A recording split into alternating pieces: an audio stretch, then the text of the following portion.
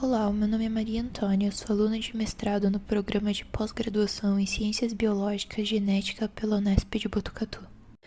Eu vou falar para vocês sobre esse artigo na área de genética forense, intitulado Validação do desenvolvimento do SPID, um ensaio baseado em pirossequenciamento para identificação de espécies.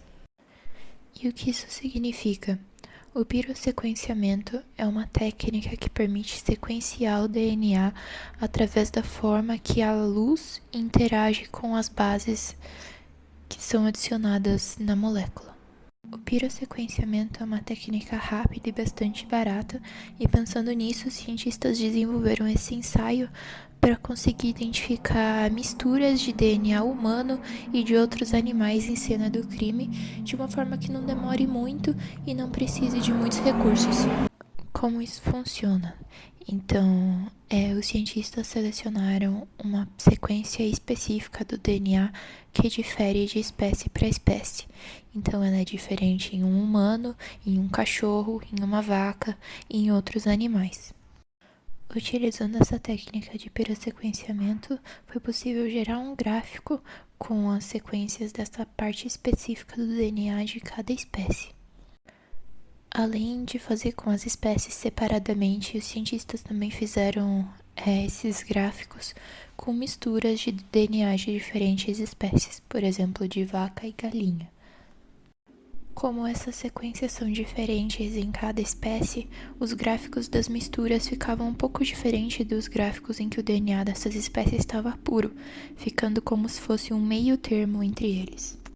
Analisando o modo como esse meio termo se comparava com o gráfico das espécies puras, os cientistas conseguiam determinar exatamente qual era a proporção dessa mistura, se ela era, por exemplo, metade galinha, metade vaca, 1/3 galinha e 2/3 vaca. Com isso, é possível identificar rapidamente na cena de um crime de quais espécies é o DNA presente. E com isso é possível evitar que você desperdice tempo e recursos sequenciando, por exemplo, uma sequência de um cachorro em vez da sequência de um humano, que é a vítima. Além disso, avaliar essas misturas pode oferecer muitas pistas para solucionar o caso, como por exemplo com quais animais a vítima ou o suspeito teve contato. Isso pode variar desde um pet, por exemplo, um cachorro ou um gato, até um animal mais específico que ocorre em apenas uma área, como por exemplo algum tipo de... Apesar disso, essa técnica encontrou algumas limitações, como por exemplo dificuldades na identificação de espécies que sejam muito próximas, como por exemplo alguns tipos de peixe, e ela não consegue definir exatamente a diferença entre, por exemplo, um ganso e um cisne.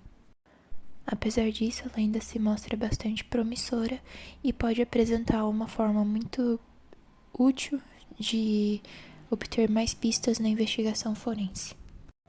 É isso, muito obrigada.